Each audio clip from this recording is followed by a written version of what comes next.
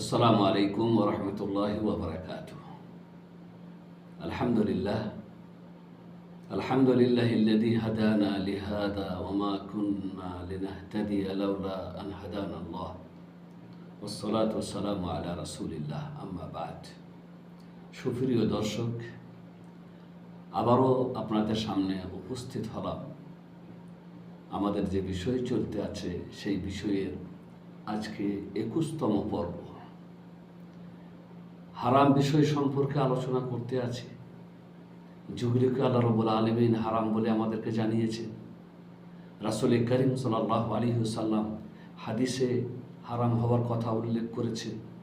আমাদেরকে বিরত থাকতে বলা হয়েছে সেই সমস্ত হারাম জিনিস থেকে। আজকের যে জিনিসটাই আমরা আলোচনা করব, আজকের যে বিষয়টি, সেটা হচ্ছে গীবত সম্পর্কে। বর্তমানে মুসলিম সমাজে অনেক মজলিসের তৃপ্তিকর বস্তু, তৃপ্তি মানে যাতে খুব তৃপ্তি পায়, সেটা হচ্ছে গীবত করা। গীবত করা আর মানুষের ইজ্জত আর আবরুর ওপরে আক্রমণ করা। মজলিস মানেই সেখানে গীবত চলতে আছে। গীবত ছাড়া কোনো মজলিস নেই। তাই প্রত্যেক মজলিসের বড় তৃপ্তিকর খাবার মনে হয়, তৃপ্তিকর বস্তু হচ্ছে গীবত এবং মুসলিমদের ইজ্জত আবরুর ওপরে আক্রমণ করা। অথচ এটা এমন একটি ব্যাপার বা এমন একটি বিষয় যা থেকে আল্লাহ রাব্বুল আলামিন আমাদেরকে নিষেধ করেছেন এবং তার বান্দাদেরকে তার জঘন্যতার কথা তুলে ধরেছেন, যেটা একটা জঘন্য জিনিস, এবং এর গীবতের তুলনা করেছেন এমন একটি জিনিসের সাথে, এমন একটি বস্তুর সাথে যা মানুষের অন্তর ঘৃণা করে, তা কখনোই মেনে নিতে পারে না, ঘৃণিত জিনিস। আল্লাহ তাআলা তাই সূরাতুল হুজুরাতে আমাদেরকে বললেন, ওয়ালা ইয়াগতাব বা'দুকুম বা'দা, তোমাদের কেউ যেন একে অপরের যেন গীবত না করে, তোমরা কেউ যেন একে অপরের গীবত না করো। আইয়ুহিব্বু আহাদুকুম আন ইয়াকুলা লাহমা আখিহি মাইতান ফাকারিহতুমুহ, তোমাদের মধ্যে কি কেউ এমন আছে যে তার মরা ভাইয়ের মাংস খেতে ভালোবাসবে, পছন্দ করবে? ফাকারিহতুমুহ, তোমরা তা অপছন্দ করবে, ঘৃণা করবে। নিজের ভাই আবার মরা ভাইয়ের মাংস খেতে কারো কি তোমাদের পছন্দ হবে? কখনোই না, বরং এটা ঘৃণিত জিনিস। তাহলে এই জিনিসটা এত জঘন্য যে আল্লাহ রাব্বুল আলামিন মরা ভাইয়ের মাংসের সাথে তুলনা করেছেন। নবী মুহাম্মদ রাসূলুল্লাহ সাল্লাল্লাহু আলাইহি সাল্লাম গীবতের অর্থ, গীবত কাকে বলে, তা আমাদেরকে স্পষ্ট করে জানিয়ে দিয়েছেন। আসলে গীবতটা কি করলে গীবত হয় আর কি করলে গীবত হয় না। তাই তিনি সাহাবীদেরকে জিজ্ঞাসা করলেন, আতাদরুনা মাল গীবা, তোমরা কি জানো গীবত কাকে বলে? ক্বালু আল্লাহু ওয়া রাসূলুহু আ'লাম। এটাই ছিল সাহাবীদের নিয়ম, পদ্ধতির তরিকা, যে আল্লাহর নবী মুহাম্মদ সাল্লাল্লাহু আলাইহি সাল্লাম যখন কোনো কিছু জিজ্ঞাসা করতেন, এটা কি তোমরা জানো, ওটা কি তোমরা জানো, তখন তারা উত্তর দিয়ে বলতেন, আল্লাহ এবং আল্লাহ রসুল ভালো জানেন। তো সাহাবীরা বললেন, আল্লাহ এবং আল্লাহ রসুল সর্বাধিক জ্ঞাত। তখন রাসূল করিম সাল্লাল্লাহু আলাইহি সাল্লাম বললেন গীবতের ব্যাখ্যা দিয়ে, যিকরুকা আখাক বিমা ইয়াকরাহ, গীবত হলো তোমার ভাইয়ের এমন প্রসঙ্গ তুলে ধরা, তোমার কোনো ভাইয়ের এমন প্রসঙ্গ তুলে ধরা যা সে অপছন্দ করে, যা সে চায় না যে তার এই প্রসঙ্গটা তুলে ধরা হোক। কিল, বলা হলো, আর আইতা ইন কানা ফি আখি মাকুল, আমি যে কথাটা বলছি আমার ভাই সম্পর্কে, যে প্রসঙ্গটা তার তুলে ধরেছি, সেটা যদি তার মধ্যে থাকে তাহলেও কি গীবত হবে? তখন রাসূল করিম সাল্লাল্লাহু আলাইহি সাল্লাম বললেন, কাল ইন কানা ফীহি মা তাকুল ফাকাদ ইগতাবাত্তাহ, যদি ওই জিনিসটা যেটা তুমি বলছো সেটা তোমার ভাইয়ের মধ্যে থাকে তবে গীবত হলো, তাহলেই গীবত হলো। ওয়া ইল্লাম ইয়াকুন ফীহি মা তাকুল ফাকাদ বাহাত্তা, মুসলিম শরীফের হাদিস। আর যদি ওই জিনিসটা ওর মধ্যে না থাকে, যে জিনিসটা তুমি তুলে ধরেছো, যে প্রসঙ্গটা তুমি তার সম্পর্কে বলছো, ওইটা যদি তার মধ্যে না থাকে, তাহলে তুমি তার উপরে মিথ্যা অপবাদ দিচ্ছ। তাহলে চিন্তা করে দেখুন, যে বিষয়টা বলছি সেটা যদি থাকে তাহলে গীবত, আর যদি সেটা তার মধ্যে না থাকে তাহলে তার উপরে মিথ্যা অপবাদ দেওয়া হবে। আমাদের উচিত খুব ভালোভাবে ব্যাপারটা বুঝে নেওয়া। গীবত হচ্ছে আপনার মুসলিম ভাইয়ের এমন কোনো জিনিস তুলে ধরা যেটা সে কি করে, অপছন্দ করে। সেটা তার শরীরগত হতে পারে, শারীরিক ব্যাপার হতে পারে, দিনী ব্যাপার হতে পারে, তার দুনিয়ার ব্যাপার হতে পারে, এবং তার ব্যক্তিগত জীবন সম্পর্কীয় হতে পারে, তার আখলাক এবং অভ্যাসগত ব্যাপার হতে পারে। অনেক এর চিত্র আছে বা এর অনেক ধরন আছে। তার শরীরগত ব্যাপার হতে পারে, দিনগত ব্যাপার হতে পারে, দুনিয়াগত ব্যাপার হতে পারে, এবং তার অন্যান্য মানে আধ্যাত্মিক যে কোনো জিনিস সম্পর্কীয় হতে পারে, তার চরিত্রগত হতে পারে, তার অভ্যাসগত হতে পারে, এবং তার চলাফেরা ভাব ভঙ্গিমা সম্পর্কীয় হতে পারে। মানে অনেক মানুষ এমনও আছে যে কোনো মানুষের চলন দেখায়, তাচ্ছিল্যভাবে কোনো মানুষের চলনের যেটা ভঙ্গিমা, সে কেমন করে চলে, তার চলার ঢং কি, তার চলার এই ঢংটা, তার চলার ভঙ্গিমাটা তাচ্ছিল্য ভরে মানুষকে দেখায়। এটাও হচ্ছে গীবতের পর্যায়ের। অতএব কোনো মানুষ যাকে আল্লাহ রাব্বুল আলামিন জন্মগতভাবে যেমন দিয়েছেন, সবাইকে আল্লাহ রাব্বুল আলামিন জন্মগতভাবেই দিয়ে থাকেন। সবারই চাল একরকম না, সবারই বলচাল একরকম না, সবারই কথাবার্তা একরকম না, সব ভিন্ন ভিন্ন। প্রত্যেক মানুষের নিজের নিজের কিছু ব্যক্তিগত অভ্যাস থাকে, সেটা কারো কাছে ভালো লাগে, কারো কাছে ভালো লাগে না, কিন্তু সেটাকে তাচ্ছিল্যভাবে মানুষের কাছে যদি বর্ণনা করা হয় তবে সেটা কি হবে, সেটা গীবত হবে। মানুষ বর্তমানে গীবতের ব্যাপারে অনেক উদাসীন, অথচ অতীব জঘন্য। এটা অতীব জঘন্য ব্যাপার হওয়া সত্ত্বেও মানুষ গীবতের ব্যাপারে অনেক উদাসীন। এর থেকে বড় দলিল কি হতে পারে? মানে এটা যে অতীব জঘন্য বিষয়, অতীব ঘৃণিত বিষয়, তার জন্য একটি দলিল যথেষ্ট যে আল্লাহ রব্বুল আলামিন এটাকে তুলনা করেছেন কোনো ভাইয়ের, মৃত্যু ভাইয়ের মাংস খাওয়ার সাথে। অনুরূপ রাসূল করিম সাল্লাল্লাহু আলাইহি সাল্লাম একটি হাদিসে এর ঘৃণিত হওয়ার কথা উল্লেখ করে বলেছেন কত বড় ঘৃণিত জিনিস এবং কত বড় জঘন্য জিনিস। তিনি বলেন, আর রিবা সালাসাতুন ওয়া সাবউনা বাবা আদনাহা মিথলু ইতিয়ানি রাজুলি উম্মাহু ওয়া ইন্না আরবার রিবা ইস্তিতালাতুর রাজুলি ফি ইরদি আখি। হাদিসটি সিলসিলাতুস সাহিহাতে আল্লামা ইবনে আলবানী রাহমাহুল্লাহ তুলে ধরেছেন। তিনি বলেন, রাসূল করিম সাল্লাল্লাহু আলাইহি সাল্লাম, সুদের 73টি স্তর আছে, সুদের 73টি স্তর আছে, এবং সব থেকে নিম্নতর স্তর, যেটা সব থেকে নিম্নতর স্তরের পাপ বা গুনাহ হলো কোনো মানুষের তার মায়ের সাথে ব্যভিচার করা। নাউযুবিল্লাহ, কোনো মানুষের তার মায়ের সাথে ব্যভিচার করা।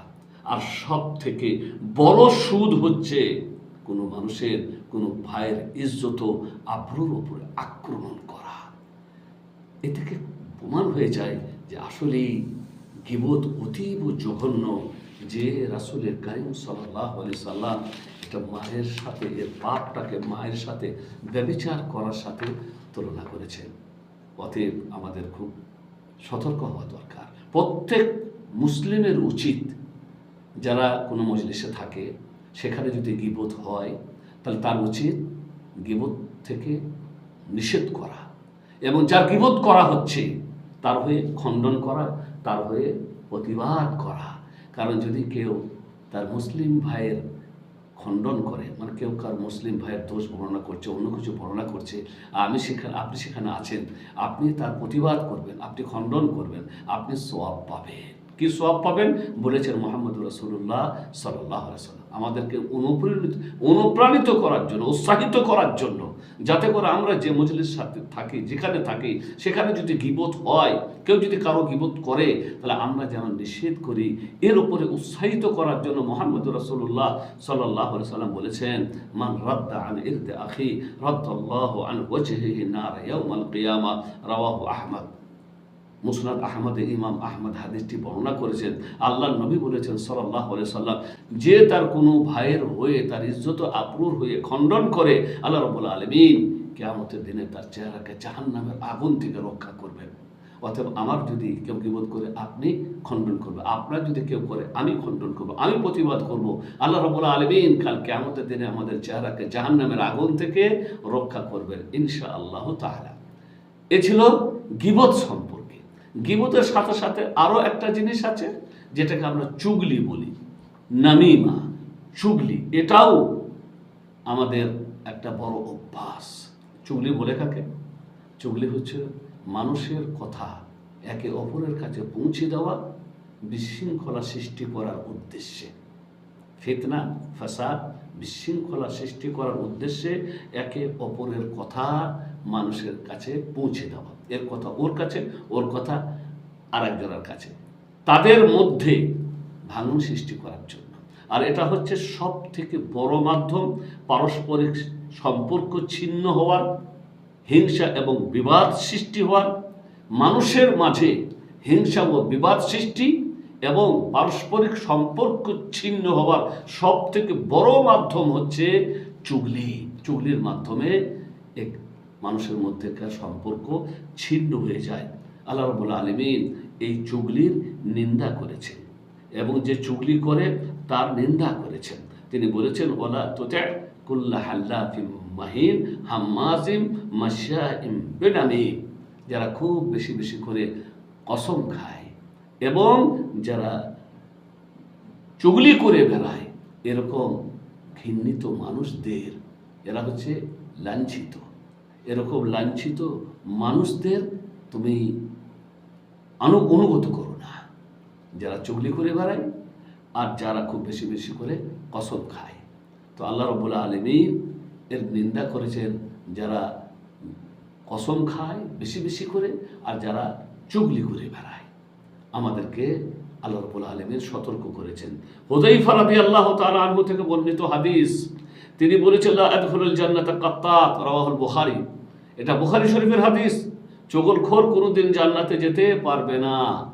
লা ইয়াদখুলুল জান্নাতা কাত্তাত, চগলখোর কখনই জান্নাতে প্রবেশ করবে না। ওয়া কিলা আল কাত্তাত আল্লাযী ইয়াতাসাম্মু আলাল কওমি ওয়া হুম লা ইয়ালামুনা সুম্মা ইয়াযুব। বলা হয়েছে তোমরা কাত্তাত হলো সেই ব্যক্তি যে মানুষের অগোচরে লুকিয়ে তাদের কথা শুনে, ওরা জানতেও পারে না, তারপরে সেটাকে বলে বেড়ায়। কাত্তাত হলো এমন ব্যক্তি যে মানুষের অগোচরে তাদের কথা শুনে এবং সেটা বলে বেড়ায়।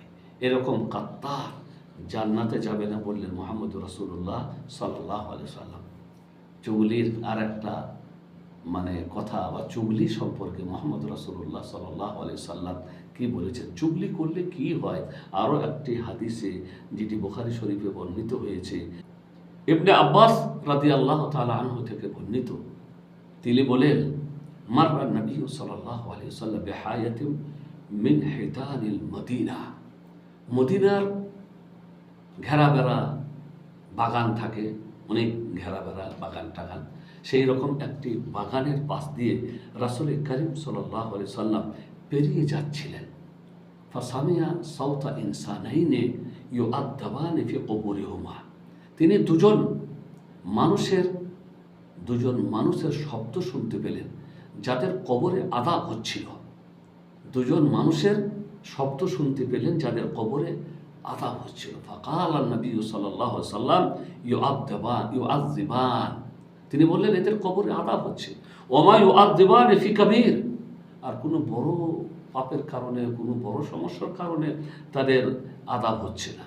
তুম্মা কাল বালা ইন্নাহু লাকাবীর, কিন্তু হ্যাঁ আসলে এটা বড় ব্যাপার। আযাব হওয়ার কারণ তার মানে বড় ব্যাপার, তাদের কবরে আযাব হচ্ছে। কারণ আহাদুহুমা লা ইস্তাতিরু মিন বাউলিহি, তাদের একজন পেশাবের ছিটা থেকে বাঁচতো না, পেশাব করার সময় সতর্ক থাকতো না। ওয়া কানাল আখার ইয়ামশি বিন নামিমা, আর দ্বিতীয় জন ছিল যে চুগলি করে বেড়াতো। তাদের একজন পেশাবের ছিটে থেকে বাঁচত না, আর দ্বিতীয় জন ছিল যে চুগলি করে বেড়াতো। এই চুগলি আর পেশাবের ছিটে থেকে না বাঁচার কারণে তাদের কবরে কি হচ্ছে? তাদের কবরে আযাব হচ্ছে। তাহলে বুঝতে পারা গেল যে চুগলি করাটা অতীব বড় অপরাধ, যার কারণে কবরে কি হবে? আযাব হবে। আল্লাহ রাব্বুল আলামিন আমাদের হেফাজত করেন। এর পরের বিষয় হচ্ছে মানুষের বাড়িতে তাদের অনুমতি ছাড়া উকি দেওয়া। মানুষের বাড়িতে তাদের অনুমতি ছাড়াই উকি দেওয়া, তাকিয়ে দেখা। ইয়া আইয়ুহাল্লাযীনা আমানু লা তাদখুলু বুয়ুতান গায়রা বুয়ুতিকুম হাত্তা তাস্তানিসু ওয়া তুসাল্লিমু আলা আহলিহা যালিকুম খায়রুল লাকুম লাআল্লাকুম তাযাক্কারুন। হে ঈমানদারগণ, তোমরা কারো বাড়িতে ততক্ষণ পর্যন্ত প্রবেশ করবে না যতক্ষণ না তারা তোমাদেরকে অনুমতি দিয়েছে এবং তাদেরকে সালাম না করবে। মানে যখন তারা অনুমতি দিবে তারপর তাদেরকে সালাম করে তবে তাদের বাড়িতে কি করবে? প্রবেশ করবে। এটা তোমাদের জন্য উত্তম, এটা তোমাদের জন্য উত্তম যদি তোমরা উপদেশ গ্রহণ করে থাকো। এখানে আল্লাহ রাব্বুল আলামিন কোনো বাড়িতে প্রবেশ করতে নিষেধ করলেন তাদের অনুমতি ছাড়া, আর প্রবেশ করার সময় তাদেরকে সালাম দিয়ে প্রবেশ করতে বললেন। রাসূল কারীম সাল্লাল্লাহু আলাইহি সাল্লাম আরও ভালোভাবে আমাদেরকে স্পষ্ট করে বলে দিয়েছেন যে আসলে অনুমতিটা কেন নিতে হয়। বলা হয়েছে অনুমতি নিতে হয় এই কারণে যাতে করে হঠাৎ করে তাদের বাড়ির কোনো গোপনীয় জিনিস আমার আর আপনার চোখে পড়ে না যায়। যদি অনুমতি না নিয়ে কোনো বাড়িতে চলে যায় কিংবা কোনো বাড়িতে উকি মারি, এই যে নিষেধটা কেন? কারণ তাদের বাড়িতে উকি মারলে তাদের গোপনীয় কোনো জিনিস আমার নজরে বা আপনার নজরে পড়ে যেতে পারে, ওই জন্য অনুমতি নেব। এই বলে ইন্নামা জুইলাল ইস্তিদানু মিন আজালিল বাসার, রাওয়াহুল বুখারী। বুখারী শরীফের রাসূল কারীম সাল্লাল্লাহু আলাইহি সাল্লাম বলেছেন অনুমতি নেওয়ার বিধান এসেছে শুধুমাত্র দৃষ্টির কারণে, যেহেতু দৃষ্টি তাদের গোপনীয় জিনিসের ওপর পড়ে যেতে পারে। তাই হঠাৎ করে তাদের বাড়িতে না ঢুকে তাদের কাছে আগে কি করতে হবে? তাদের কাছে আগে অনুমতি নিতে হবে। বর্তমানে আমাদের ঘর বাড়ি অনেক লাগালাগি, কাছাকাছি, জানালা থেকে ওদের জানালা, আমাদের দরজা থেকে ওদের দরজা, সব একেবারে লাগালাগি। এই লাগালাগির কারণে প্রতিবেশীদের প্রতি নজর পড়বে, তারা তাদের বাড়ি থেকে দেখলে আমাদের প্রতি কী করবে? নজর পড়বে। এই জন্য এই বিধানটা খুবই দরকার। এই বিধানটা, অনুমতি নেওয়ার ব্যাপারটা খুবই প্রয়োজন আছে। কারণ অনেকে আছে যাদের দোতলা বাড়ি, ওপরে বাড়ি, তারা ওপর তলা থেকে প্রতিবেশীদের বাড়ির দিকে কী করে? নজর করে, প্রতিবেশীদের বাড়ির দিকে উকি মারে, তাদের নিজের জানালা থেকে ওদের বাড়ির আগনায় কি করে? উকি দেয়। এটা হচ্ছে এক নম্বরে হারাম, প্রতিবেশীর সাথে বিশ্বাসঘাতকতা করা হয়, এবং এটা হচ্ছে হারাম এবং হারামের মাধ্যমও, কারণ উকি মারতে মারতে হয়তো অন্য কিছু ব্যাপারও হয়ে যেতে পারে।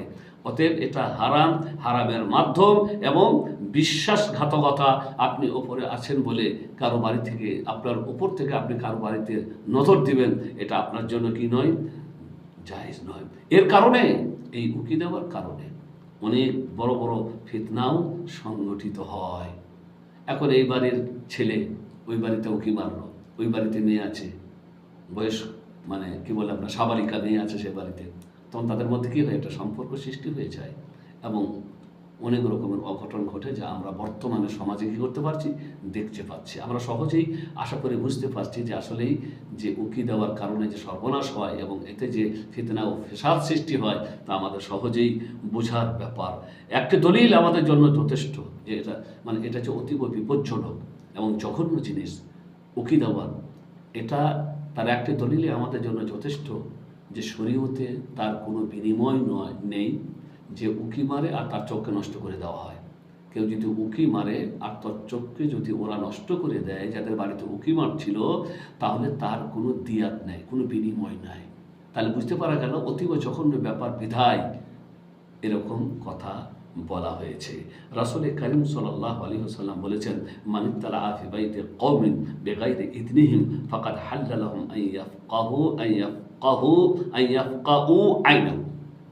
যদি কেউ কোনো মানুষের বাড়িতে বিনা অনুমতিতে উকি দেয়, তাহলে তাদের জন্য যায় যে তারা তার চোখকে নষ্ট করে দিবে।